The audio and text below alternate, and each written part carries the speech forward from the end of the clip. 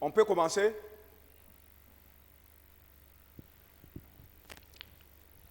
Nous bénissons Dieu ce matin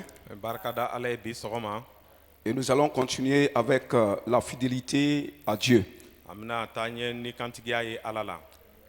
Et ça sera la première partie aujourd'hui. Et la première partie est intitulée en ces mots: l'alliance historique de Dieu avec l'homme.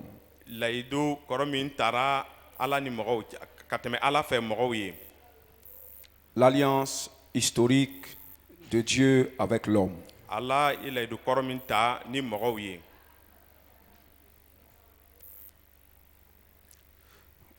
C'est comme je l'ai dit, nous sommes au jour de la Pentecôte aujourd'hui. C'est la descente du Saint-Esprit. Le Saint-Esprit est venu dans le but de témoigner de l'alliance que Dieu a traitée avec les hommes.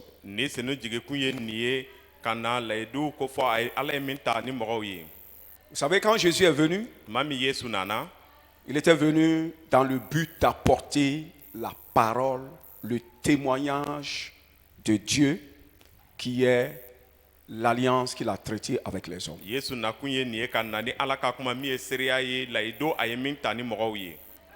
Alors, quand il est parti, il dit: je vous enverrai quelqu'un d'autre, le Saint-Esprit. C'est pourquoi lorsque lui aussi il est venu, son but principal est d'apporter le témoignage de Dieu qui est l'alliance de Dieu avec les hommes. Il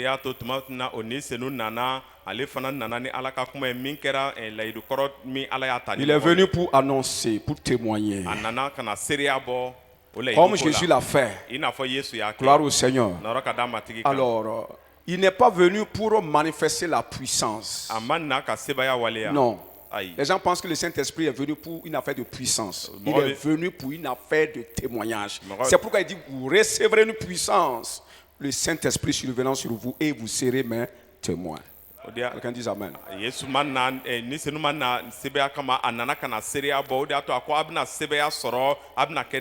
Et la puissance accompagnait le témoignage. C'est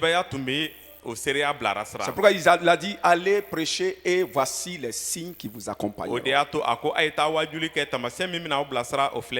la plupart des fois, quand le jour de la Pentecôte, les gens s'attendent au parler en langue, s'attendent à la puissance du Saint-Esprit, s'attendent à l'onction, tout ça c'est bon. Mais ce à quoi on devrait s'attendre, c'est le témoignage de Dieu. Non, c'est ça ils attendent. Amen. Amen. Alors, je pense ce matin, le Saint-Esprit va nous apporter la lumière sur le témoignage. Il va encore choquer des cœurs par rapport à la parole de Dieu. Il va changer notre manière de voir l'alliance de Dieu. La connaissance traditionnelle qu'on avait de cette alliance, le Saint-Esprit aujourd'hui, le jour de la Pentecôte, va nous éclairer.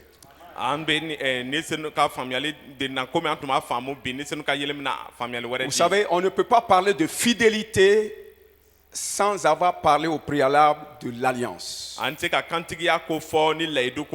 C'est pourquoi aujourd'hui nous allons spécialement traiter le cas de l'alliance de Dieu avec l'homme. Et prochainement parler de la fidélité. Quelqu'un dit Amen. En effet, il y a, comme nous le savons, la fidélité est un attachement à un engagement dans une alliance. Alléluia. On s'attache à un engagement qu'on a pris dans une alliance. Béni soit le Seigneur. Alors, en effet, il y a eu un engagement dans une alliance historique. Dans le temps passé, il y a eu une alliance qui a été contractée entre Dieu et l'homme. Quand je parle d'historique, c'est dire que cette alliance a été un événement qui a réellement eu lieu. Alléluia. Amen. Ça a effectivement eu lieu dans le temps. Et cela est digne d'être rappelé à la mémoire des générations qui suivent. C'est pourquoi je parle d'alliance historique. Une alliance qui a pour but de sauver l'homme. Quelqu'un dit amen. L'alliance de Dieu, historique de Dieu, a pour but de sauver l'homme de la mort. Elle est unique. Quelqu'un dit elle est unique. Et pourquoi je dis elle est unique?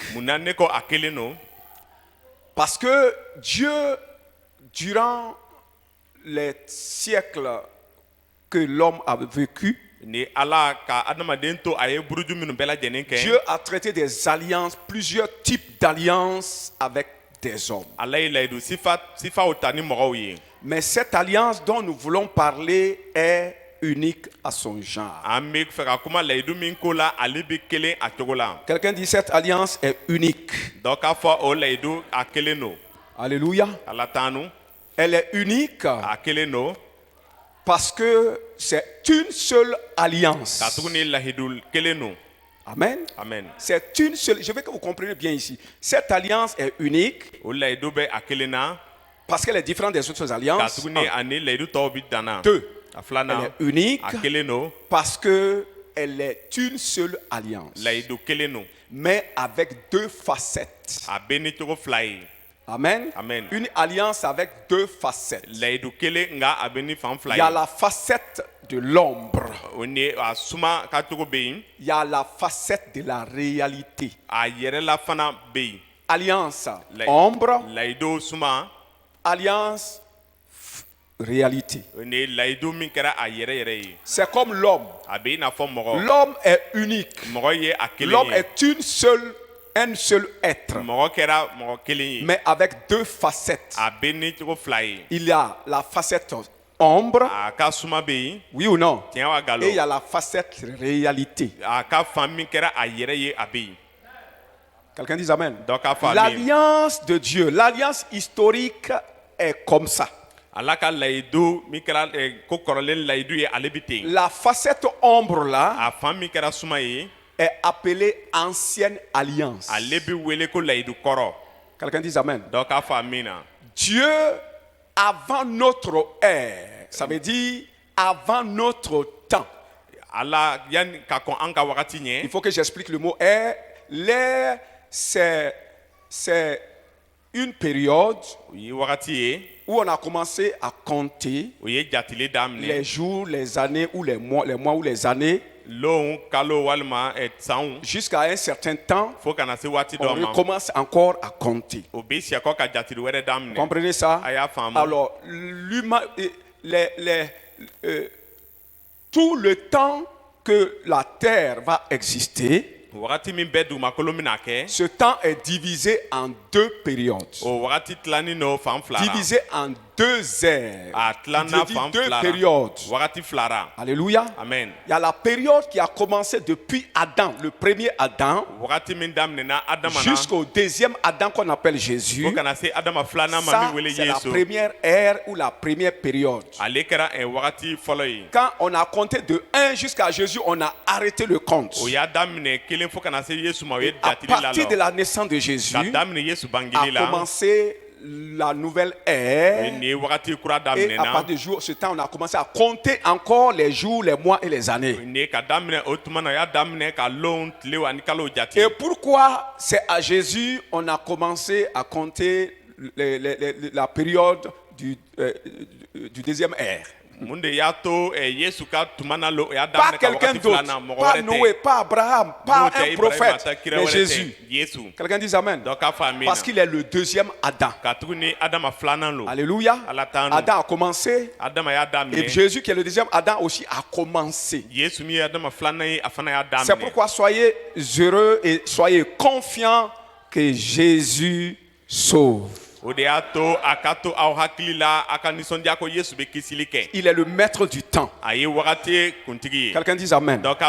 Alors, dans la première ère, le temps d'Adam jusqu'à Jésus, Dieu a l'alliance. C'est-à-dire Dieu a envoyé l'ombre de son alliance. Est-ce qu'on se comprend? C'est l'ombre de son alliance qu'il a envoyé d'abord. Et les gens qui ont vécu dans cette première ère-là ont vécu dans cette ombre de l'alliance. Quelqu'un dit Amen. Ils ont vécu dans l'ombre de l'alliance. On appelle Ancien Testament.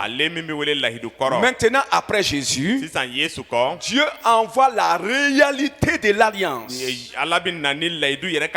Et depuis ce temps jusqu'à aujourd'hui, les hommes sont en train de vivre dans la même alliance, mais dans sa réalité. Est-ce qu'on se comprend? Il y a combien d'alliances? Il y a combien d'alliances? Hein? Une seule alliance avec deux facettes. Vous avez compris ça aujourd'hui? Quelqu'un dit Amen. C'est pourquoi je dis on va choquer les gens aujourd'hui. Quelqu'un dit Amen. L'ancienne alliance, la nouvelle alliance sont tous une seule alliance. C'est une même alliance. Quelqu'un dit Amen. L'autre là c'est l'ombre, l'autre là c'est la réalité. Mais la réalité et l'ombre viennent d'un seul être. Quelqu'un acclame le Seigneur pour cela. Alléluia. Alors, parlant de la partie ombre, l'ombre de l'alliance, appelée Ancien Testament, a été renouvelée ou a été rappelée à la mémoire de la génération qui a vécu avant notre ère. Je dis que cette alliance, l'ombre de l'alliance, a été donnée et renouvelée deux fois dans la période des gens qui ont vécu avant Jésus. Ça a été institué en leur temps, renouvelé deux fois, rappelé aux gens deux fois dans leur temps, avant que ce temps-là ne finisse, avant que la période de l'ombre de l'alliance prenne fin. Est-ce que quelqu'un a compris ça? Alléluia. La fidélité dans cette alliance est bilatérale. C'est-à-dire, l'alliance que Dieu a traitée avec l'homme demande une fidélité. Et cette fidélité que cette alliance demande est bilatérale, c'est-à-dire les deux côtés doivent être fidèles.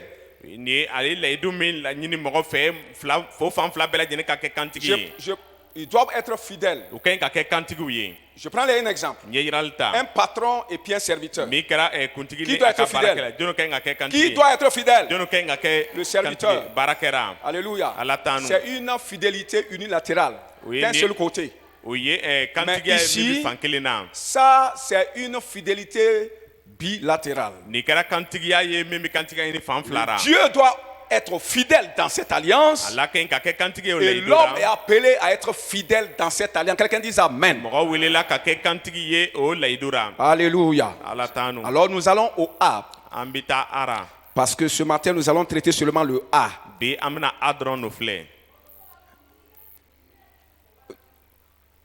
Non, oui, effectivement, l'alliance entre Dieu et l'homme est basée sur 4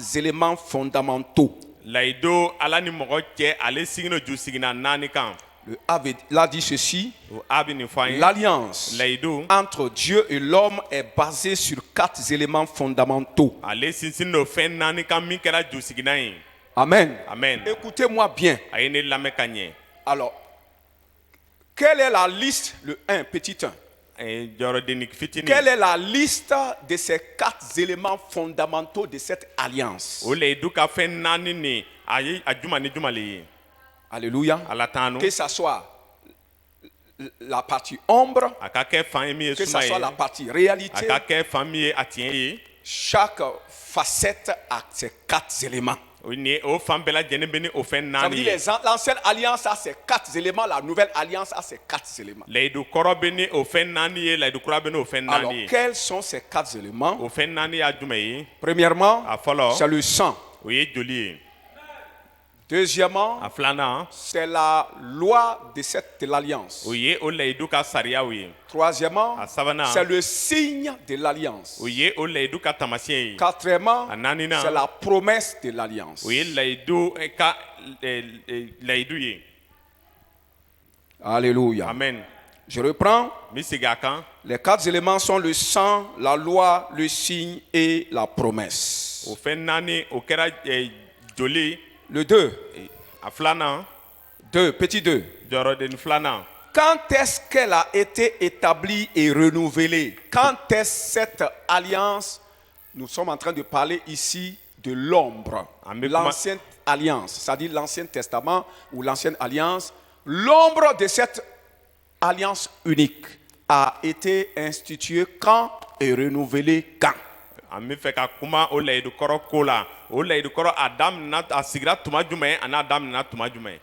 Gloire au Seigneur.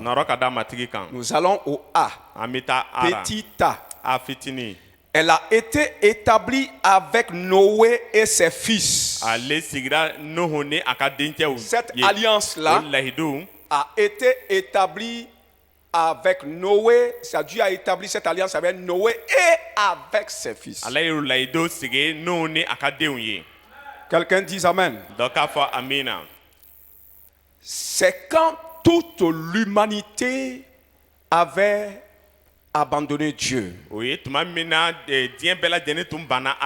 L'humanité avait péché, oublié leur Dieu. Alors avait oublié le Créateur. Dieu, dans sa fidélité à celui qu'il a créé à son image, ne voulait pas que l'homme soit détruit à cause de sa méchanceté. Parce que l'homme était devenu méchant et provoquait le courroux de Dieu, la colère de Dieu, qui allait les amener à la destruction. Quelqu'un dit Amen. Alors, Dieu va établir une alliance avec l'homme pour le sauver. Genèse 6, 5. Parce que l'homme était en danger de mort. Le sauver, Dieu va établir une alliance entre lui et l'homme qui devrait périr. Genèse chapitre 6, le verset 5. Quelqu'un dit Amen. C'est en ce même moment que Dieu va voir un homme qui avait la réputation d'être juste et intègre, du nom de Noé, à qui il va confier la responsabilité de construire une arche pour sauver la race humaine. Alléluia. Dieu va voir un homme dont la réputation était qu'il était intègre et juste. Alléluia. Amen. Alors Dieu va le choisir afin de construire une arche pour sauver le monde qu'il Dieu veut détruire par l'eau, le déluge. Son nom c'est Noé. Puisque vous connaissez déjà l'histoire. Dieu lui a dit au verset 18: mais j'établirai mon alliance avec lui. C'est ici ça commence. Alléluia. Mais j'établirai mon alliance avec lui. Quelqu'un dit mon alliance avec lui. J'ai dit c'est le verset combien? Verset 18. Alléluia. À la sortie de l'arche, que s'est-il passé? C'est-à-dire, quand Noé et ses enfants sont rentrés dans l'arche, le déluge est venu et a emporté toute la terre, toute l'humanité, non, une grande partie de l'humanité, et 8 personnes étaient dans l'arche avec des animaux, 7 couples par race animale. Alléluia. Amen. Alors, c'est eux, 8 hommes sont sortis pour pérenniser la race humaine. Quelqu'un dit Amen. Alors, j'ai dit, à la sortie de l'arche, qu'est-ce qui s'est passé?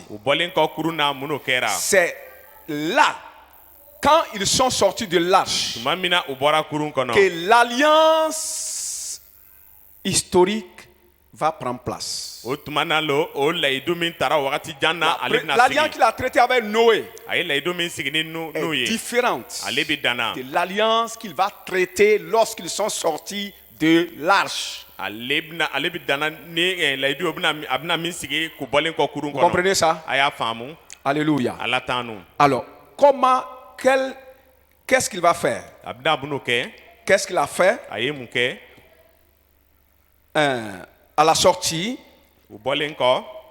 il va traiter cette alliance avec Noé, ses 3 fils et toute leur postérité. Ce que je dis est important.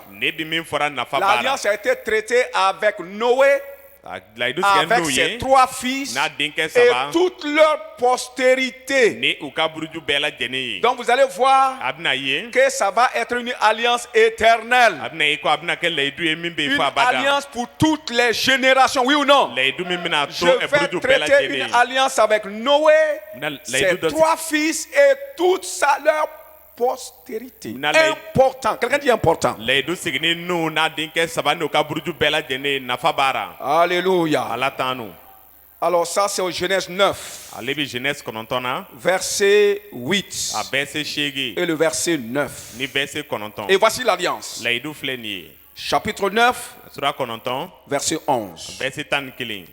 Chapitre 9, verset 11. Là où il est dit, aucune chair ne sera plus exterminée par les eaux du déluge. Ça c'est l'alliance là. Quelqu'un dit Amen. Et quand il parlait à Noé, ça, il annonçait l'alliance. Quand il dit je vais traiter alliance avec Noé, il était en train d'annoncer l'alliance. Alléluia. Mais ce n'était pas l'alliance. Maintenant, quand ils sont sortis de l'arche, c'est là maintenant il va traiter cette alliance avec lui. Pas seulement avec lui, mais avec ses 3 fils et leur postérité après eux. Quelqu'un dit Amen.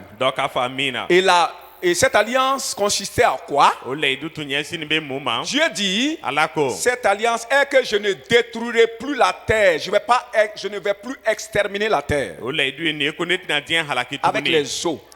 Ça veut dire il prend la résolution dans cette alliance de sauver l'humanité. Quelqu'un dit Amen. L'alliance de Dieu, cette alliance historique, faite à Noé et à sa postérité, c'est une alliance pour donner la vie aux hommes. Quelqu'un l'a dit, la vie aux hommes. Alléluia. Cette alliance que Dieu a faite à Noé et à ses fils et leur postérité est l'ombre de ce que Jésus-Christ est venu, l'alliance que Jésus est venu contracter avec les hommes. Alléluia. Cette alliance qui a été faite là, c'est déjà l'ombre. C'est l'Ancien Testament qui a commencé. Quelqu'un dit amen. L'Ancien Testament n'a pas commencé avec Moïse, ça a commencé depuis là. Quelqu'un acclame le Seigneur. Alléluia. Je vais vous le montrer dans la parole de Dieu. Quelqu'un dit amen. Je vais vous montrer que l'affaire de Noé, c'était l'alliance faite avec Noé, était déjà l'ombre de l'alliance que Jésus a fait avec les hommes.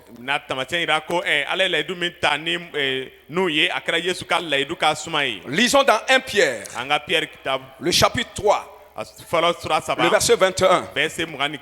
Parce que je suis en train de rentrer dans la théologie, il faut que nous puissions expliquer la parole de Dieu. Sinon, on va dire l'homme là, c'est un faux type. 1 Pierre chapitre 3, verset 21. Je vais lire le verset. Cette eau était une figure d'un engagement, d'une bonne conscience envers Dieu et qui maintenant vous sauve, vous aussi, par la résurrection de Jésus-Christ. Je vais vous expliquer ça. Suivez-moi. Qu'est-ce que Pierre veut dire? Cette eau, il dit cette eau. Quelqu'un dit cette eau. Quelle eau? L'eau de Noé. L'eau de Noé consistait à quoi? On voyait quoi? On voyait l'eau et puis quelque chose. Lâche. Quelqu'un dit amen. L'eau là, on voyait l'eau et on voyait quoi? Lâche qui se baignait dans quoi? Dans l'eau. Quelqu'un dit amen. Cette eau était une figure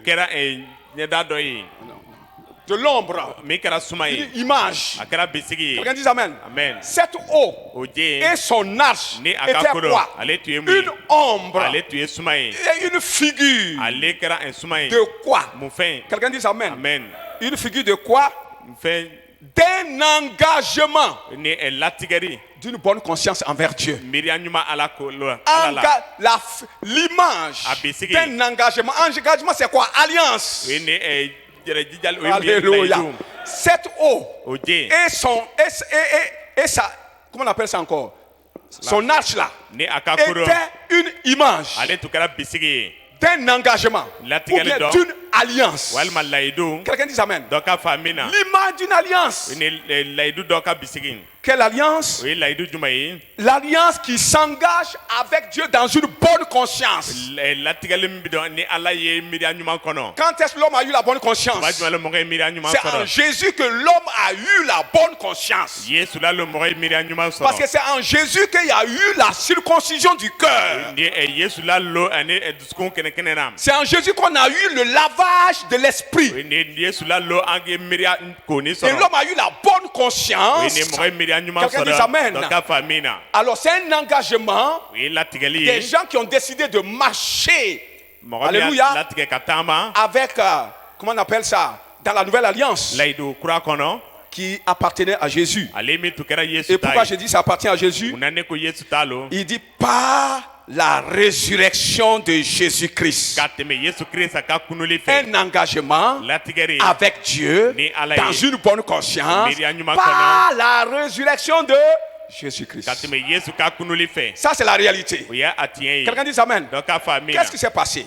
Quand Jésus est mort, on l'a enterré et on l'a ressuscité. C'est l'image de son image, c'est quoi? Son image, c'est le baptême. Quand on te baptise en quoi? Tu es mort avec Jésus, tu es ressorti avec Jésus. C'est pas un baptême? Quelqu'un dit amen. Quand tu rentres dans l'alliance avec Jésus, tu te fais baptiser et tu ressors. Tu te fais baptiser en Jésus et tu ressors. Lâche là, c'était Jésus baptisé dans les eaux. Quelqu'un dit amen. C'était Jésus baptisé dans les eaux. Et la Bible dit, c'était l'ombre, mais la réalité, c'est ce que vous avez maintenant. Vous êtes entré en Jésus, baptisé en lui. Vous êtes rentré dans Jésus qui est lâche et baptisé en lui dans la terre, ressuscité avec lui pour marcher marcher dans la nouveauté de vie. Quelqu'un dit amen. Amen. Alléluia. Est-ce que j'ai menti? L'alliance a commencé où? Avec Noé. L'alliance de Jésus a commencé avec où? Avec qui? Avec Noé. Depuis Noé. Quelqu'un n'a qu'à acclamer encore Jésus pour la révélation. Quelqu'un dit amen. Alléluia. Alors que les théologiens écoutent bien. Nous allons obéir maintenant. Monsieur Pamtaba, vous avez bien compris? Ok. Et vous êtes d'accord avec ça, hein? Les deux périodes de renouvellement de l'ombre de cette alliance. Les deux périodes de renouvellement de l'ombre de cette alliance. Elle a été renouvelée premièrement sous Abraham. Quelqu'un dit amen. Cette alliance faite avec Noé a été renouvelée deux fois. La première fois, elle a été renouvelée avec Abraham. Et pourquoi ça a été renouvelé ou rappelé à la mémoire des gens? Parce que quand la postérité de ces trois fils de Noé, qui sont Sem, Cam et Japheth, s'est multiplié et a formé les trois races des humains. Ils ont encore oublié Dieu et son alliance. Alléluia. Que Dieu avait fait avec eux. Et ils adoraient d'autres dieux. Alors Dieu va dans sa fidélité renouveler encore cette alliance avec Abraham. Parce qu'il est fidèle. Il a dit dans l'alliance, je ne vais plus détruire la terre à cause du péché. Alors, quand il a vu que le monde était plongé encore dans le péché, les gens avaient abandonné cette alliance. Alors Dieu revient encore pour rappeler à cette génération son alliance. L'alliance qu'il a fait avec Noé, ses fils et leur postérité. Quelqu'un dit amen. Alors Dieu va le faire ainsi. Il va appeler Abraham. Alors, c'est dans la postérité de Sem, le premier-né. Alléluia. Vous allez comprendre quelque chose. Sem est le premier-né. Et la Bible a dit les premiers-nés appartiennent à lui. Quelqu'un dit amen. C'est pourquoi, même quand le monde tombait dans le péché, quand l'humanité oubliait Dieu et les gens oubliaient l'alliance et la foi en Dieu, quand Dieu va vouloir chercher quelqu'un qui le connaît un peu, qui le cherche un peu, s'il cherche, il va le trouver dans la postérité de Sem. Pourquoi? Pas parce que Sem est spécial par lui-même, mais parce qu'il est premier-né, consacré à Dieu. Et l'Esprit de Dieu contrôle cette personne-là. C'est pourquoi, quand le monde a commencé à oublier Dieu, que ce soit la postérité de Sem, de Cam et de Japheth, tous adoraient les idoles. Tous avaient abandonné l'Éternel, le Créateur. Il n'y avait pas un peuple il n'y avait pas quelqu'un qui connaissait Dieu. Comme Dieu voulait renouveler l'alliance, il cherchait quelqu'un. Regardez sur toute la terre. Il a vu quelqu'un encore de la postérité de Sem, parce qu'il est premier-né. Il y a une grâce spéciale dans cette lignée-là. Même si tout est gâté, on va trouver quand même un échantillon dedans. Et ça, c'est la grâce de Dieu, ce n'est pas l'œuvre d'un homme. Ce n'est pas le sujet de gloire de la famille de Sem. Je n'ai rien fait pour naître premier. C'est une grâce, quelqu'un dit amen.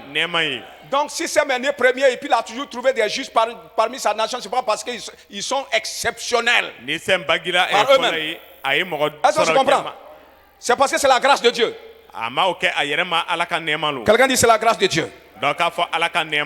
Alors, Dieu va choisir, il va appeler Abraham. La Bible dit que le Créateur parla à Abraham, lui dit de quitter. Parce que Abraham avait le cœur de Noé. Il dit de quitter, d'abandonner ses dieux, sa patrie, et aller le servir. Et la Bible nous dit, il crut comme Noé. Quand Dieu l'a parlé, il a cru. Dans quel comment dirais-je, chapitre de Genèse où on a dit Abraham crut et sa foi lui fut imputée à justice? Chapitre 15. C'est au chapitre 15 quand Dieu a dit, Dieu, il avait déjà quitté. Il était déjà dans le pays de Canaan. Il marchait déjà avec Dieu. Dieu l'a dit, sors, regarde les étoiles. De la manière ils sont nombreux tes enfants seront comme ça. On dit Abraham a cru. Et Dieu a imputé cela à justice. La foi d'Abraham n'a pas commencé là-bas. C'est pas là-bas la foi d'Abraham a commencé. Quelqu'un dit Amen. Je vais vous le prouver. Lisons toujours dans la parole de Dieu. Hébreux chapitre 11, le verset 8. C'est par la foi qu'Abraham, lors de sa vocation, obéit et partit. Amen. Quand est-ce qu'il a eu foi? Quand est-ce qu'Abraham a eu foi? Quand on l'a appelé, c'est lors de sa vocation. Quand on a dit Abraham, viens et suis-moi. Abraham crut. Quelqu'un dit Amen. Et il a quitté pour le suivre. L'affaire des étoiles, ça c'est après. Quelqu'un dit Amen. Amen.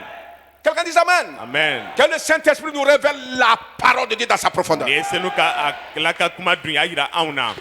Alléluia. Alors, Abraham a cru. Ça veut dire qu'il a cru avant même de marcher avec Dieu. C'est parce qu'il a cru qu'il a commencé à marcher avec Dieu. Il ne peut pas marcher avec Dieu après croire. Ça ne marche pas. Quelqu'un dit Amen. Alors, Abraham est devenu le père des croyants.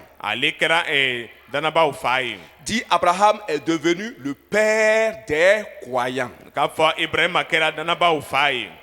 Il faut qu'on se comprenne ici. Et j'ai même dit aux théologiens, il faut qu'on se comprenne ici. Abraham est devenu le père des croyants. Selon Hébreux, le chapitre 11, le verset 4 jusqu'au verset 6. La foi a existé avant Abraham. Alléluia. La foi a existé avant. Hébreux chapitre 11, verset combien? C'est par la foi qu'Abel a fait quoi? Abel a fait quoi? Offert son sacrifice. Par quoi? La foi. C'est par la foi que Enoch, sa foi était tellement grande qu'il a été enlevé le ciel sans voir la mort.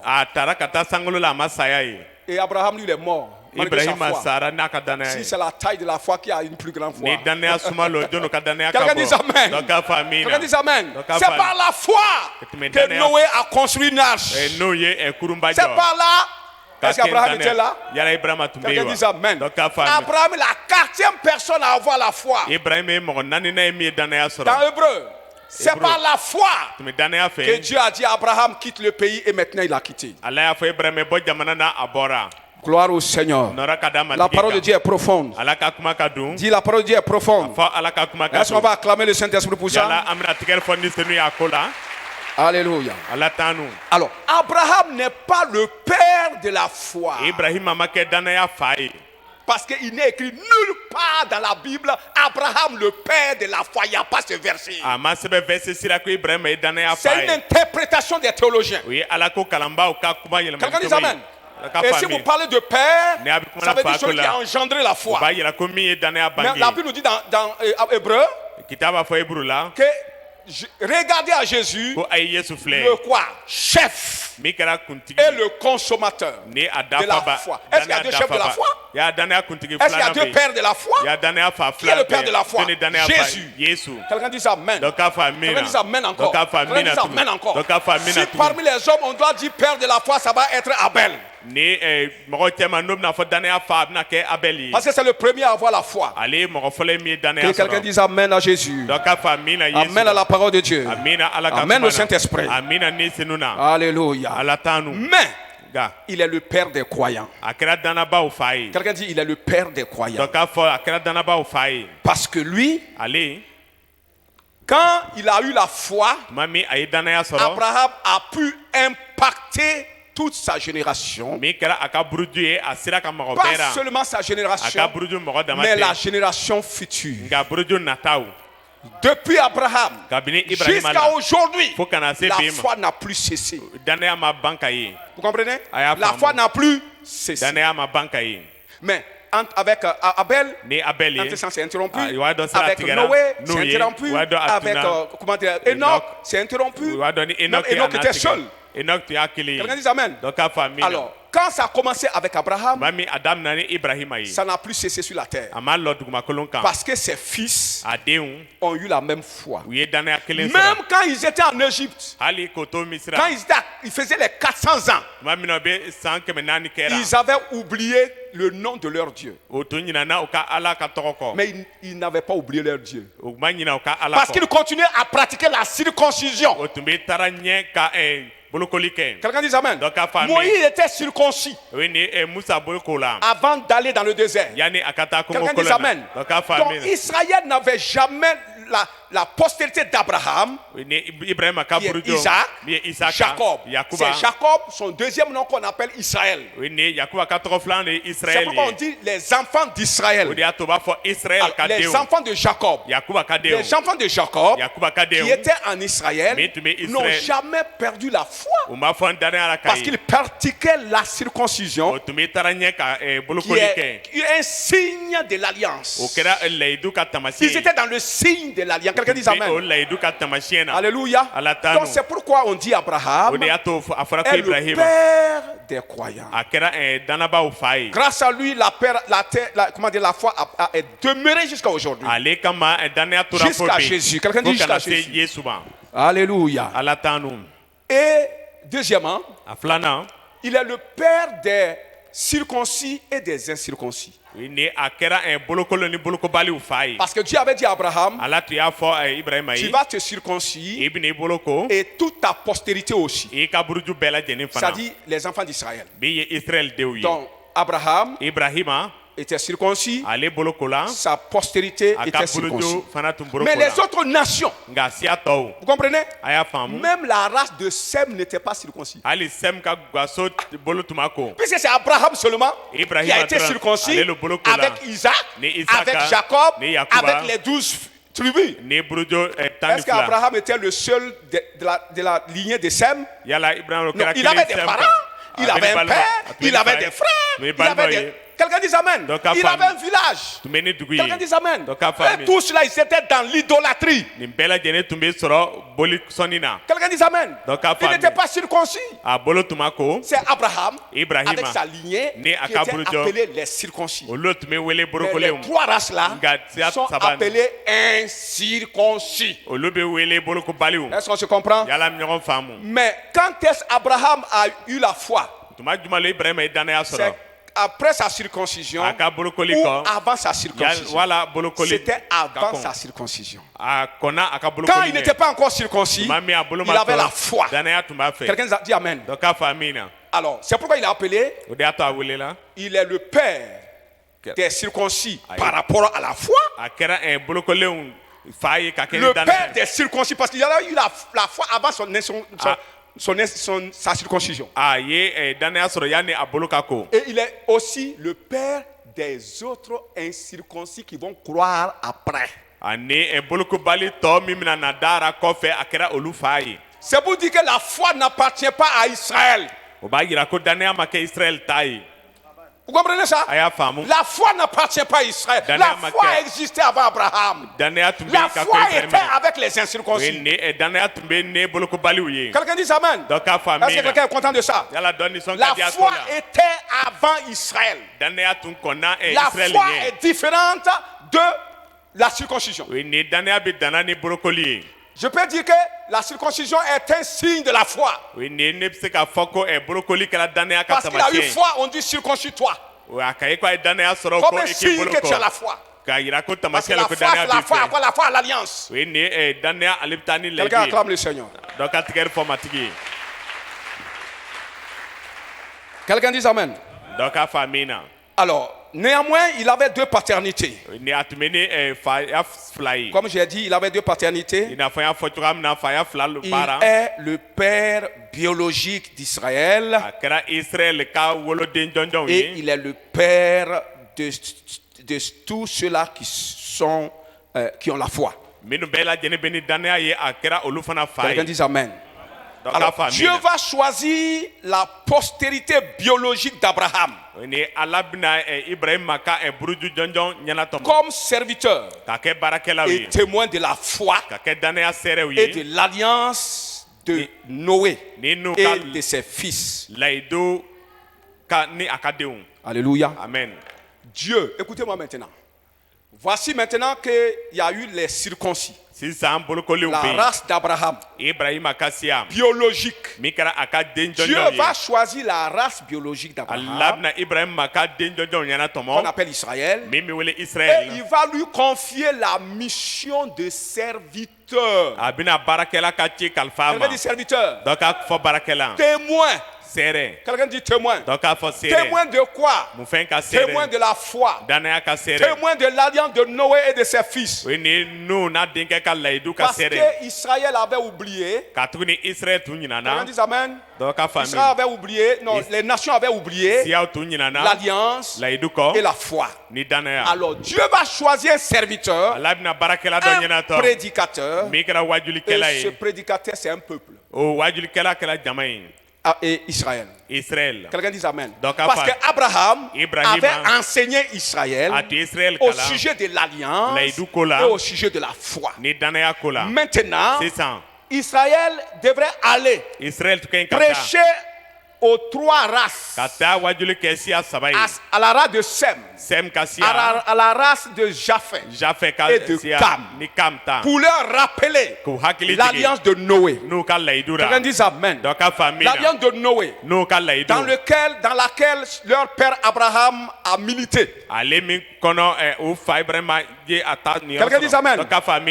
Sous laquelle leur papa Abraham a marché. Abraham était ce prédicateur. Isaac était ce prédicateur. Jacob était ce prédicateur. Maintenant Dieu a dit de prendre tout un peuple. Tout le peuple. Quelqu'un dit amen. Et il dit Israël, tu es mon serviteur. Quelqu'un dit amen. Israël dans Ésaïe 43 verset 1. Ésaïe 43 verset 1. Écoute maintenant Jacob, ça dit Israël. Mon serviteur. Israël mon serviteur. Et c'est pas fini. Au chapitre 55, verset 4, il dit voici, je l'ai établi. Il s'agit de David, mais David ici représente tout Israël. Amen. Comme dit David, c'est tout Israël. Parce qu'il était le roi d'Israël. Il dit, je l'ai choisi pour... Et je t'établis comme témoin auprès des peuples. Est-ce que naturellement David a prêché au peuple? David allait prêcher aux nations? Non. Quelqu'un dit amen. Mais c'est son peuple qui a été choisi. Alléluia. Tout Israël pour aller témoigner au peuple, aux nations de la terre, Témoigner de quoi? Et comment de l'alliance et de la foi. Quelqu'un dit amen. La foi est plus ancienne que l'alliance. Il y a deux choses qui doivent témoigner: la foi et l'alliance. Quelqu'un dit amen. Donc Israël est serviteur. Quelqu'un dit Israël est serviteur. Israël a ainsi joué le rôle de témoin,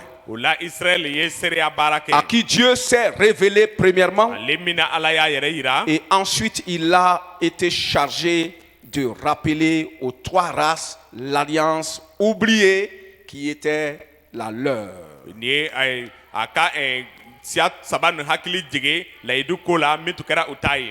Envoyez mon trou de lunettes là.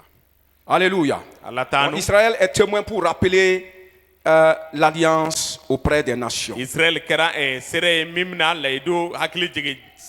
Alléluia. Ouvre. Il y a ainsi, il n'y a pas une race spéciale. Quelqu'un dit amen. Pourquoi je le dis? Est-ce que moi je suis spécial? Moi je suis témoin que Dieu a choisi. Il m'a enseigné. Il m'a révélé Dieu. Et maintenant il m'envoie. Puisque moi j'étais ignorant aussi. Mais il m'a choisi. Il m'a enseigné. Il m'a révélé l'alliance. Et il m'envoie maintenant pour vous prêcher, pour vous informer, afin que vous venez aussi, que nous tous nous puissions aller à Dieu. Est-ce que cela fait de moi une personne spéciale? Non, soyons clairs. Ça ne fait pas de moi une personne différente de vous. Quelqu'un dit amen. La différence est que je suis serviteur. Je suis un canal de Dieu. Quelqu'un dit amen. Je suis un canal de Dieu que Dieu utilise seulement. Alléluia. Il n'y a pas donc de race ou de peuple supérieur à un autre. Quelqu'un dit amen. Souvent, par manque de compréhension des Écritures, nous avons la pensée que Dieu a créé des races subordonnées ou des peuples subordonnés à d'autres. Quelqu'un dit Dieu n'est pas raciste. Dieu n'est pas raciste. C'est ça, cette pensée-là qui fait qu'il y a des gens qui sont fâchés contre Dieu. Pourquoi? Qu'est-ce que nous avons fait pour que ce peuple soit plus spécial que nous? Que Dieu considère ces gens-là plus que nous.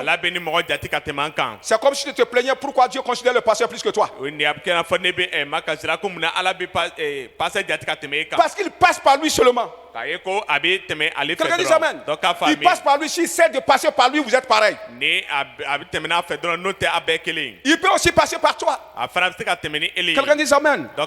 Alors arrêtons de penser, de croire que Dieu méprise des nations et il honore d'autres. Quelqu'un dit amen. Est-ce qu'on s'est compris? Est-ce que vous croyez à ce qui est dit? Quelqu'un acclame le Seigneur. Amen. Ce peuple serviteur appelé Israël est appelé premier-né. Quelqu'un dit amen. Premier-né. Il ne faut pas que cette expression vous mystifie. Alléluia. Premier-né par rapport à quoi? Premier-né par rapport à l'alliance. Quelqu'un dit amen. Premier-né par rapport à l'alliance que tout le monde a oublié. Alléluia. Ça veut dire qu'ils sont les premiers-nés à entrer dans l'alliance oubliée des trois races. Les autres entreront par la suite et seront appelés second-nés. De toutes les façons, dans une famille, il y a toujours un premier. Dans un pays, il y a toujours un premier. Dans un groupement, il y a toujours un premier. Quelqu'un dit amen. Israël est le premier qui a eu la grâce grâce de retourner dans l'alliance oubliée et de sortir maintenant pour nous interpeller. Mais est-ce que vous savez qu'Israël a failli à sa mission? Israël a failli à sa mission. Israël pensait que ce salut appartient à eux seulement. Quelqu'un dit amen. Ils ont pensé que le salut leur appartient seulement. Le salut, quand Noé dit que l'alliance du salut c'est pour qui? C'est pour les fils de Noé et toute leur génération. Quand Jésus est venu pour sauver, c'est les Juifs qui l'ont sauvé. Alléluia. N'est-ce pas l'ombre qui était? Est-ce que l'ombre est différente de la réalité? Noé devrait sauver quoi? Jésus est venu sauver quoi? Il n'est pas venu sauver un peuple. Quelqu'un dit amen. Mais Israël a pensé que c'est le peuple, ce peuple qu'on est venu pour sauver. C'est pourquoi ils ne sont pas allés partout pour prêcher la parole. Quelqu'un dit amen. Ce peuple est appelé le peuple saint. Pourquoi on l'appelle le peuple saint? C'est à cause de la foi qu'il a. Alléluia. Tout le peuple d'Israël avait la foi et a été justifié par cette foi. Celui qui est justifié est saint. Donc, tout le peuple d'Israël, depuis son origine, depuis Abraham, est saint. Quelqu'un dit amen. Saint par la foi. C'est pourquoi on l'appelle le peuple saint. Il n'y avait pas un autre peuple qui était totalement et entièrement saint comme Israël. Parce que tous n'avaient pas cette foi. Mais tout Israël avait cette foi. Quelqu'un dit amen. Et pourquoi ce Dieu de l'alliance de Noé est-il appelé le Dieu d'Abraham, le Dieu d'Isaac? Vous ne me suivez pas, hein?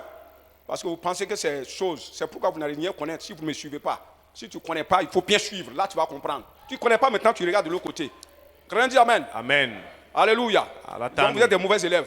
Vous n'allez jamais avancer si vous ne changez pas. Quand on ne comprend pas, on écoute bien pour pouvoir comprendre. Quand c'est un peu difficile, seulement les gens dorment, commencent à dormir. Si à l'école, la leçon est difficile, tu commences à dormir. Toi, tu es un bon élève. Tu vas comprendre comment? Donc, la leçon est d'abord difficile, mais en réfléchissant, tu vas comprendre. Laissez travailler votre tête. Alléluia. Gloire au Seigneur.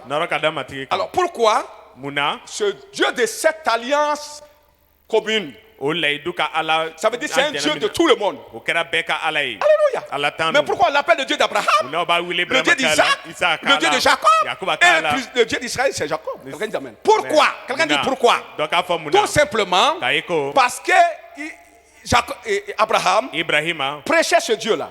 Le Dieu qu'Abraham prêche. Amen. Le Dieu qu'il prêche. Le Dieu que Jacob a prêché. Le Dieu qu'Isaac a prêché.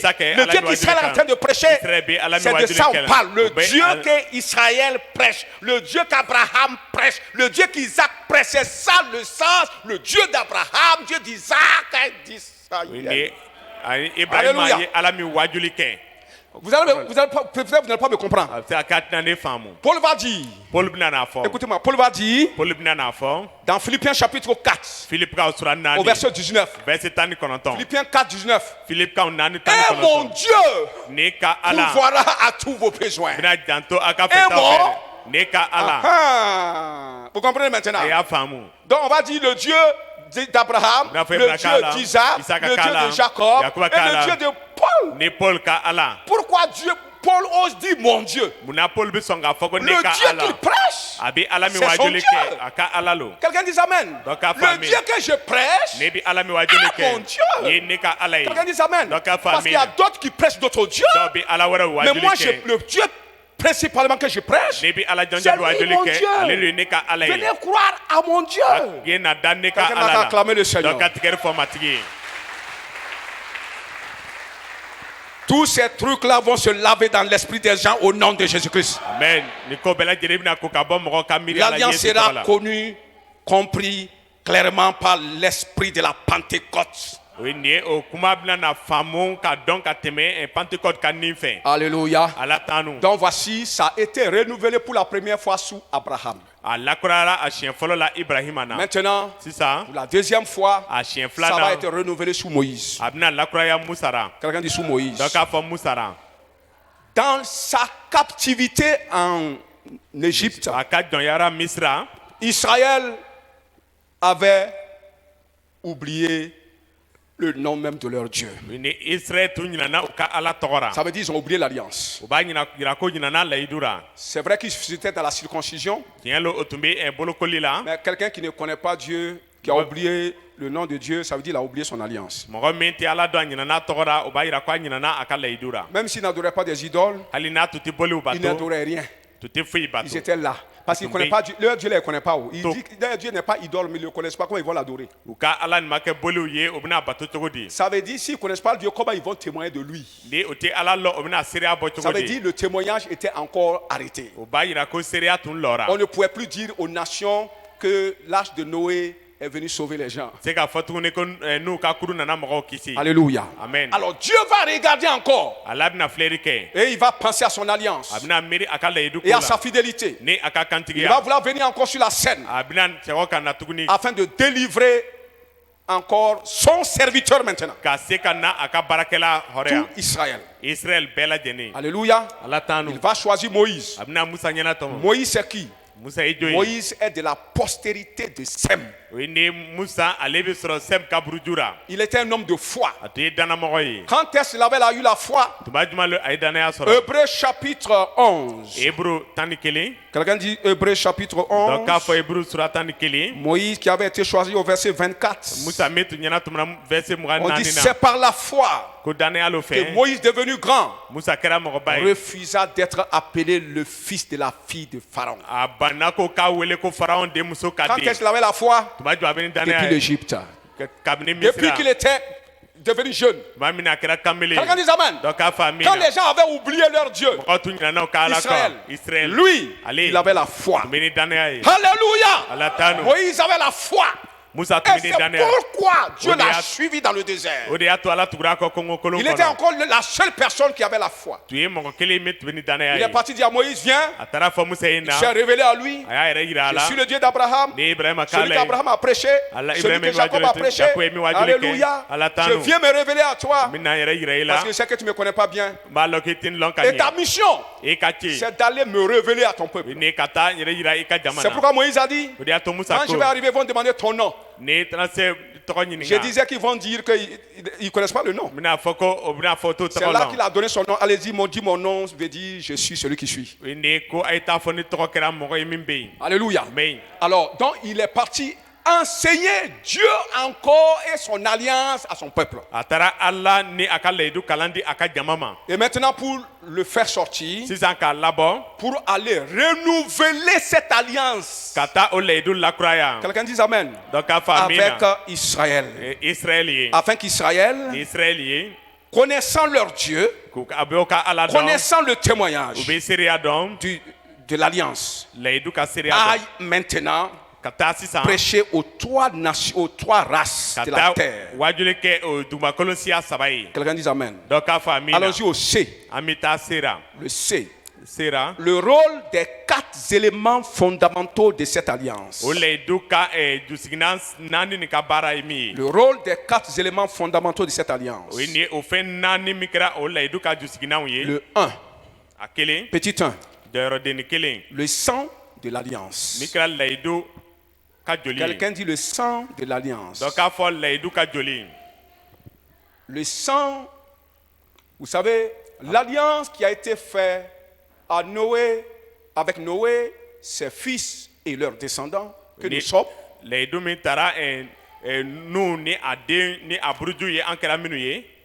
C'est la même alliance qui a été rappelée à Abraham, qui a été rappelé à Moïse. Cette alliance-là avait du sang. Cette alliance-là, il y avait du sang dedans. Il fallait du sang. Quelqu'un dit amen. Écoutez, Cette alliance-là, le sang de cette alliance a été révélé à Moïse. Ça n'a pas été révélé à Abraham. Quand Dieu renouvelait l'alliance avec Abraham, il n'a pas révélé le sang de cette alliance. Je veux que vous compreniez ça, c'est important. Alléluia. Parce que chacun va avoir un élément de révélation. Vous allez voir, comme c'est la même alliance. À Noé, on a donné la révélation d'un élément. À Abraham, on a donné la révélation d'un élément. À Moïse, on a donné la révélation des deux autres éléments. Alléluia. Quand on donne la révélation d'un élément à un là, l'autre là n'a pas ça. Tout ça pour dire que c'est la même alliance. C'est la révélation. Quelqu'un dit amen. C'est pour dire que tous ces trucs-là, c'est la même alliance. C'est pourquoi chacun a reçu une part de révélation au sujet des 4 éléments fondamentaux de cette alliance. Donc, le sang, Dieu a jugé bon de révéler à Moïse le sang et son sens. Qu'est-ce que le sang fait dans cette alliance? Quelqu'un dit amen. Le sang, parce que Dieu a dit à Moïse, quand il était en Égypte, tu prendras un agneau d'un an. Tu vas le tuer, tu vas prendre son sang et tu vas en tout cas badigeonner les maisons. Ça signifie quoi? La sanctification. Quelqu'un dit amen. Parce que Dieu voulait entrer en mariage avec des pécheurs. Il ne peut pas marcher avec le pécheur. C'est pourquoi il faut le sanctifier d'abord. Quelqu'un dit amen. Tu ne peux pas entrer dans une alliance où il n'y a pas de sanctification. Dieu ne collabore pas avec quelqu'un qui n'est pas saint. C'est pourquoi il prend le soin de venir sanctifier la personne. C'est pourquoi la Bible a dit, quand Jésus est entré en mariage avec l'église, il a fait quoi? Il a sanctifié l'église. Quelqu'un dit amen. C'est pourquoi le mari au-dessus, en voulant se marier à sa femme, doit la sanctifier. C'est vrai, oui ou non? Dieu ne marche pas. Il n'y a pas d'alliance sans sanctification. Même dans votre mariage, il n'y a pas de mariage sans sanctification. Quelqu'un dit amen. Donc c'est pourquoi le sang a été fait pour la sanctification, afin de permettre l'union. Ça, c'est le but de cette alliance. Non, c'est le but du sang. Quelqu'un dit c'est le but du sang. Hébreux chapitre 9, le verset 22. Hébreux 9, 22. C'est pourquoi c'est avec du sang que la première alliance fut inaugurée. Verset 20. Ceci est le sang de l'alliance que Dieu a ordonné pour vous. Alléluia. Amen. Dieu a ordonné du sang pour son épouse. Or, sans effusion de sang, il n'y a pas de pardon de péché. Le sang a pour rôle de sanctifier l'épouse de Dieu dans cette alliance. Quelqu'un dit amen. Quelqu'un dit amen. Alléluia. Et regardons les caractéristiques de l'agneau qu'on devrait tuer. L'agneau était un agneau d'un an. Ça veut dire tendre. Quelqu'un dit tendre. Tendre.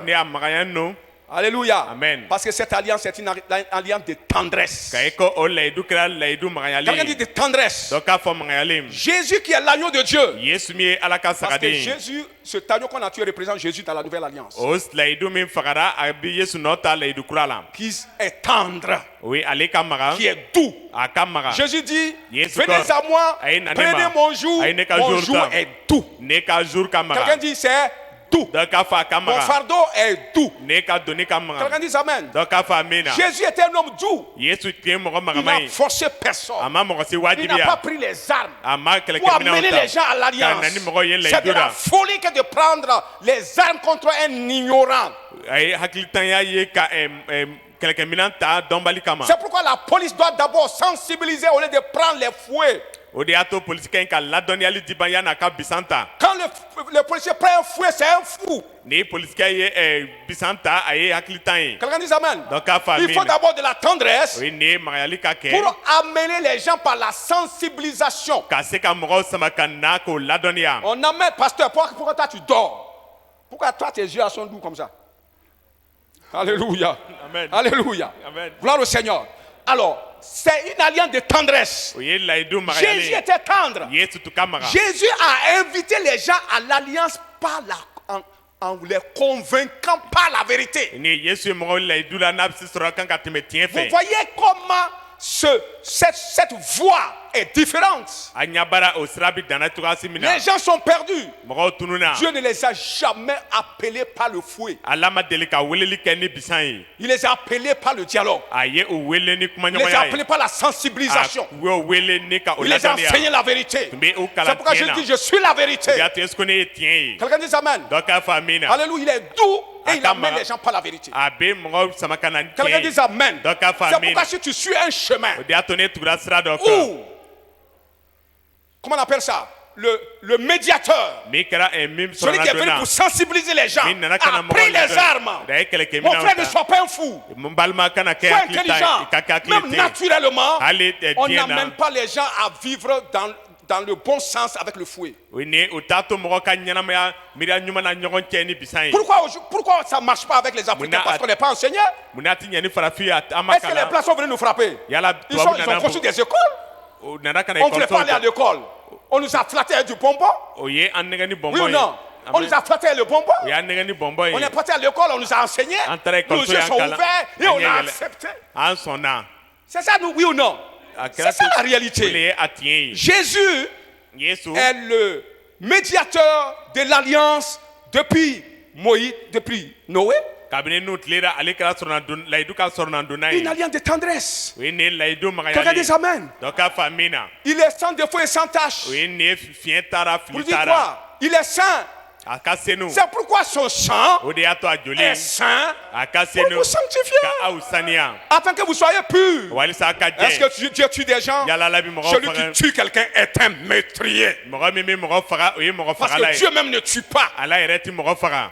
Son serviteur ne peut pas tuer. Quand Jésus est venu, il a représenté Dieu. Il a déjà tué quelqu'un. Pourquoi toi tu le représentes et puis tu tues? Quelqu'un nous dit que Dieu nous aide. Que quelqu'un dit que Dieu nous aide. Alléluia. Ça c'est le sang. Deuxième élément, le signe de l'alliance. Quelqu'un dit le signe de l'alliance. Le signe de cette alliance a été révélé à Abraham seulement. Est-ce que quelqu'un me suit? Ça a été révélé à qui? Abraham seulement. Alléluia. Dieu va parler à Abraham et il va lui dire ceci dans Genèse chapitre 17, le verset 11. Genèse 17, 11. Vous vous circoncirez. Ce sera un signe d'alliance entre moi et vous. Alléluia. Alléluia. Alléluia. Comment la circoncision se faisait? Quand ça a commencé avec Abraham, on dit c'est le signe de l'alliance de Noé. Alors, c'était les hommes qu'on circoncisait. C'est le sexe des hommes qu'on circoncisait. Pas la femme. Quelqu'un dit pas la femme. Mais pourquoi? Alléluia. Dieu va choisir le sexe de l'homme. comme un signe de l'alliance qui sauve l'homme. Tu as déjà réfléchi à ça? Pourquoi il n'a pas choisi son cœur? Pourquoi il n'a pas choisi ses mains? Pourquoi il n'a pas choisi je ne sais quoi? Il choisit son sexe. Pourquoi il choisit son... Quelqu'un a acclamé le Seigneur. Alléluia. Vous savez, Dieu, c'est lui qui a créé. Et c'est grâce à lui que le monde existe encore. Alléluia. Dieu c'est quoi? La parole. Quelqu'un dit Dieu c'est la parole. Dieu a créé les hommes par là. Dieu a créé l'homme par quoi? C'est la parole. Il a dit que la terre soit et tout ça, c'est la parole. Mais l'homme, il a dit créons l'homme à notre image. Il créa l'homme à son image. Il a montré comment il a créé. Il dit, créons l'homme à notre image. Faisons l'homme à notre image. Après, il créa l'homme à son image. Comment il a fait? C'est pas la formation. Formation là, c'est ça. Il a parlé parce que quand il créait là, il ne faisait que parler. La terre, il a parlé. Tout, il a parlé. Quelqu'un a dit l'homme là, il a aussi parlé. Alléluia. Donc, l'homme a été créé par la parole. Et la parole, c'est Dieu. Et la Bible nous dit dans Colossiens que toutes choses ont été créées par lui. Et toutes choses subsistent par lui. Ça veut dire que toutes choses continuent à exister par Colossiens chapitre 16, le verset 17. Colossiens chapitre 2. Verset 16 et le verset 17. Quelqu'un dit Amen. Donc la parole de Dieu a créé l'homme et grâce à cette parole, l'homme continue à exister. L'homme continue à ne pas s'éteindre. Quelqu'un dit Amen. Dieu a dit je vais m'associer à Adam et à sa femme. Et on va continuer la création. Quelqu'un dit Amen. Dieu, on a vu ça le dimanche passé. L'homme et moi, ensemble maintenant, vont continuer la création. Et ça, on appelle ça maintenant la procréation. Mais c'est la création. Elle va dire, j'ai formé un homme par l'aide de Dieu. Oui ou non? Ok, comment elle va former l'homme là? Ève a formé, mais Adam a déposé. L'homme a été créé comment? Il a été d'abord créé et après formé. Donc, elle forme le corps, Adam dépose la personne. Quelqu'un acclame le Seigneur. Alléluia. Quand l'homme dépose la personne, la femme est chargée de former, de lui donner la forme. Alléluia. Oh, gloire au Seigneur. Regardez, l'homme a été créé en deux phases. D'abord, il a été créé par la parole. Et après, Dieu a pris la poussière, il a formé le corps. Maintenant, il dit, l'homme, la femme et moi, on va procréer. Pour que l'homme ne pense pas que c'est lui qui est plus fort que la femme, Dieu va dire quoi? Je vais séparer les tâches. Toi, homme, tu es le sémencier. Tu déposes l'homme. C'est lui que moi j'ai créé. Et maintenant la femme va se charger du second rôle de former le corps. Acclame le Seigneur, madame. C'est grâce à vous qu'il y a le corps. Vous les femmes, c'est grâce à vous que l'homme existe. Donc, le sexe de l'homme est comme la parole de Dieu qui est en semence. Quelqu'un acclame le Seigneur. Alléluia. Alléluia. Comment Marie va être enceinte? Très facile. Le Saint-Esprit, qui est qui? Dieu, qui est qui? La parole, va faire quoi? Déposera quoi? Amen. Alléluia. Le sexe de l'homme est un symbole de la parole de Dieu. La parole créatrice. Quelle révélation! Alléluia. C'est pourquoi on doit sanctifier la parole de Dieu. Sanctifier le nom de Dieu. Le nom de Dieu, c'est quoi? La parole. Le nom de Dieu, c'est quoi? C'est la parole. Quand Jésus a dit, vous priez, vous dites quoi? Père, que ton nom soit sanctifié. Ça veut dire que ta parole soit sanctifiée.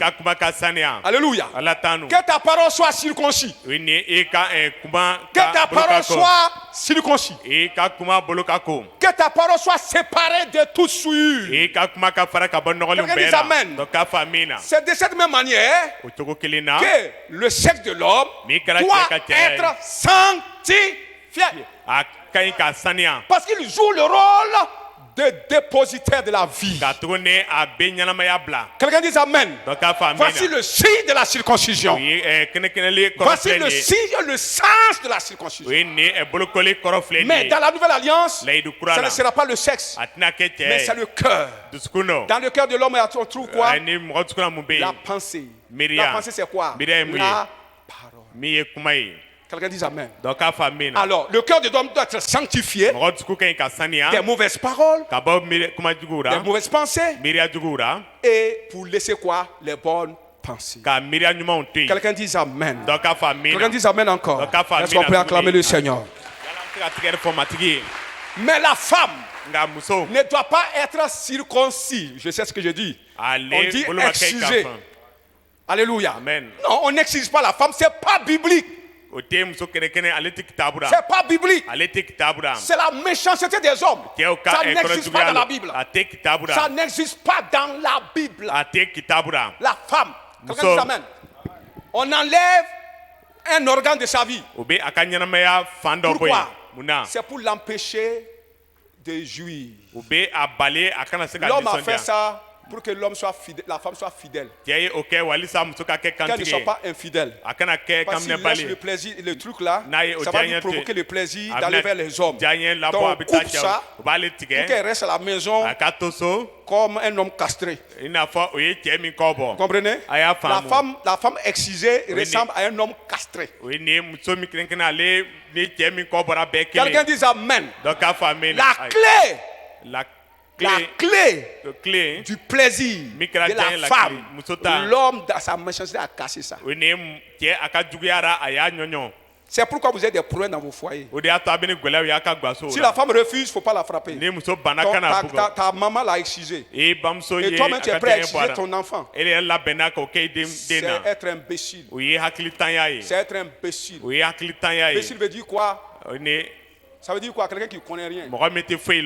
C'est ça, ça veut dire. Ce n'est pas des injures. On n'est rien. Quelqu'un dit amen. J'ai dit imbécile pour t'énerver. Et maintenant t'expliquer le bon sens. Quelqu'un dit amen, acclame le Seigneur. Amen. Mais je vais vous dire une chose. Même si la femme est excisée, si on a cassé la clé, il y a encore un bout qui est là. Il y a un bout qui est là. Le bout là fonctionne toujours. Quelqu'un dit le bout fonctionne. C'est pour les hommes, je vous apprends. Les gens disent femme excisée, c'est pas femme, c'est faux. La clé qui est cassée, il y a une place. Maintenant, ce n'est plus clé, c'est bouton. Quelqu'un acclame le Seigneur. Ce n'est plus clé, c'est bouton, il faut appuyer seulement. Tu appuies, ça démarre. La clé, c'est bouton, le nia dit à vidamine. C'est pas vrai? C'est bouton. Non, je vous dis ça pour que vous n'ayez pas de problème.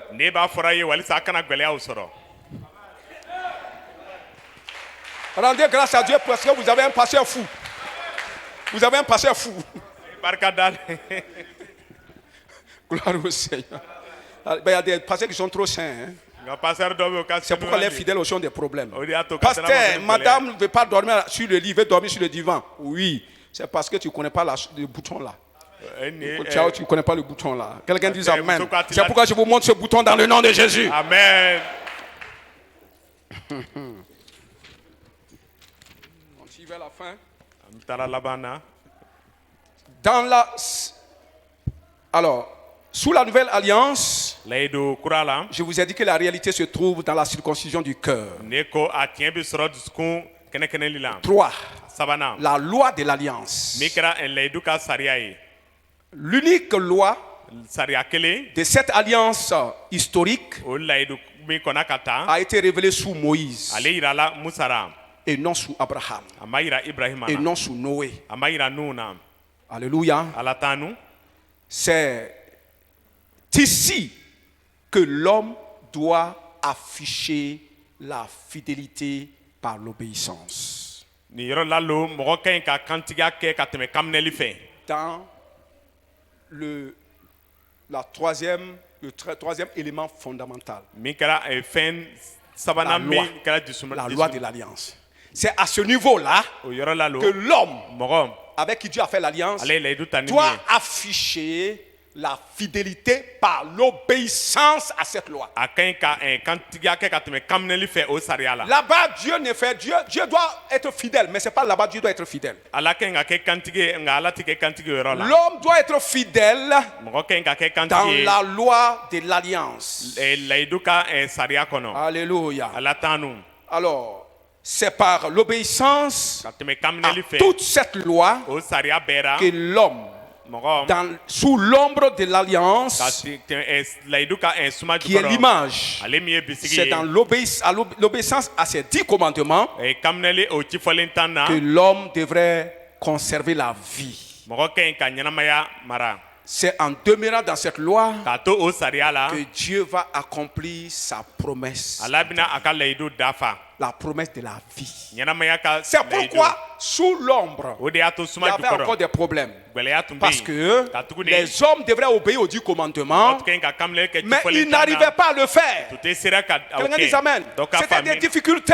Mais sous la nouvelle alliance, Dieu nous a donné la même loi, le même commandement. Quelqu'un dit amen. Qui est le commandement ou la loi de cette alliance depuis Noé. Et ce commandement, c'est un seul commandement qui est appelé l'amour. Quelqu'un dit l'amour. C'est par l'amour que vous demeurez dans l'alliance. Vous pouvez être fidèle dans l'alliance avec Dieu si vous demeurez dans l'amour. Quelqu'un dit amen. Dieu nous a arrangé. Il dit celui qui a l'amour est fidèle. Celui qui n'a pas l'amour est infidèle à son alliance. Nous n'allons pas développer ça aujourd'hui, mais nous allons développer ça plus tard. Quelqu'un dit amen. Donc notre fidélité doit être dans l'amour. L'amour est devenu l'unité de mesure divine de la fidélité de l'homme à Dieu. L'amour, si Dieu veut regarder ta fidélité, regarde au degré d'amour que tu as envers ton frère, envers ta soeur. Quelqu'un dit amen. C'est par là il peut dire si tu es fidèle ou pas. Parce que ta fidélité est dans l'obéissance à la loi, aux 10 commandements qui ont été résumés en un seul commandement appelé l'amour. Alors celui qui aime est en Dieu, celui qui n'aime pas n'est pas en Dieu et il ne connaît même pas Dieu. Ça veut dire qu'il n'est pas dans cette alliance. Et si tu n'es pas dans cette alliance, tu n'as pas part à la promesse de la vie. Tu périras. Vous comprenez? C'est pourquoi un chrétien sans amour ira en enfer. Quelqu'un dit amen. Toutes les œuvres que vous faites là, si ce n'est pas fait à base d'amour, vous perdez votre temps. On va voir ça le dimanche prochain. Alléluia. Dieu est fidèle pour te donner la vie s'il voit chez toi l'amour. Beaucoup de gens vont aller au ciel, aller trouver que leur nom n'est pas là-bas. C'est comme le jour des publications de quoi? Des résultats, les gens vont pleurer au tableau là-bas. Pourquoi? Leur nom est absent. C'est comme ça.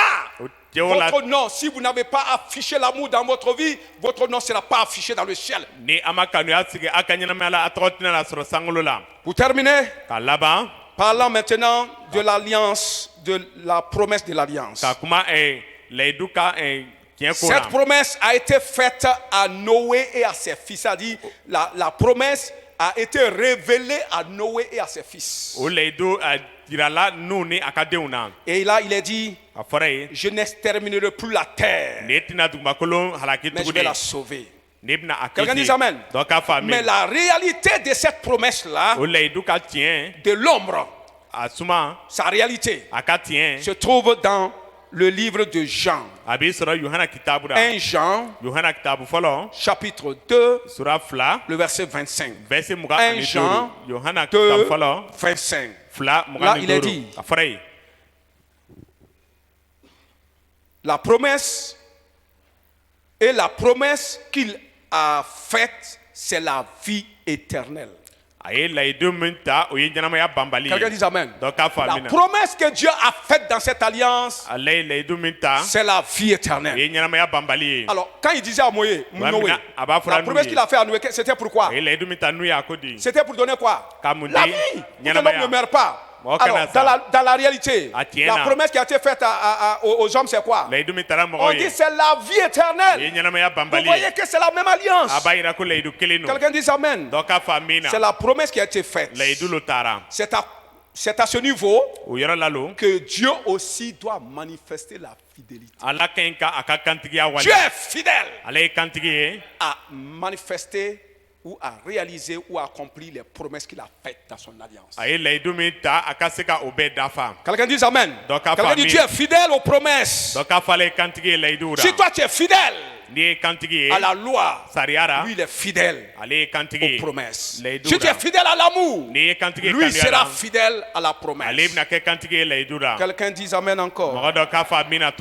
Alléluia. Il dit que nous avons connu l'amour que Dieu nous a envoyé et nous y avons cru. Et celui qui demeure dans l'amour demeure en Dieu. Quelqu'un dit Amen. Celui qui demeure dans l'amour demeure en Dieu. Nombre chapitre 23, le verset 29.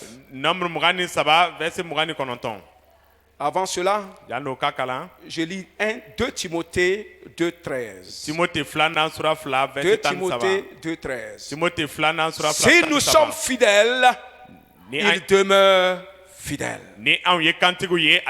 Alléluia. Si nous sommes fidèles à l'obéissance à la loi, lui demeure fidèle à l'accomplissement de la promesse. Que quelqu'un dise Amen. Et dans Nombre maintenant, au chapitre 23, le verset 19. Car Dieu n'est pas un homme pour mentir, ni un fils d'homme pour se repentir. Ce qu'il a dit, ne le fera-t-il pas? Ce qu'il a promis ne l'accomplira pas. Quelqu'un dit Amen. Il va l'exécuter. Dieu est fidèle. Il n'est pas un homme. Il a la capacité de le faire.